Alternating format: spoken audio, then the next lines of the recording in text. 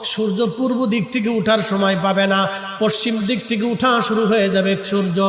আল্লাহর নবী বললেন তওবার দরজা বন্ধ হয়ে যাবে, আর ওই সময় দক্ষিণ দিক থেকে একটা বাতাস আসবে।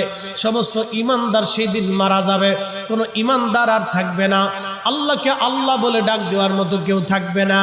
আল্লাহ ইসরাফিলকে বলবেন, ইসরাফিল সিংহায় ফুঁক দাও। আল্লাহর এই ফেরেশতা সিংহা হাতে নিয়ে মুখের কাছে নিয়ে আল্লাহর আরশে আল্লাহর দিকে তাকায় থাকে, একটা সেকেন্ডের জন্য এদিক আর ওদিক করে না। কখন রব হুকুম দিবে সিংহায় ফুৎকার দেওয়ার জন্য, যখন সিংহায় ফুৎকার দিবে, কুরআন বলতেছে ইদাস সামাউল ফাতারাত, আকাশ ভেঙ্গে ভেঙ্গে ভেঙ্গে ভেঙ্গে পড়তে থাকবে। ওয়া ইদাল কাওয়াকিবু তাসারাত, সমগ্র নক্ষত্রগুলি ভেঙ্গে ভেঙ্গে ভেঙ্গে ভেঙ্গে পড়তে থাকবে। ওয়া ইদাল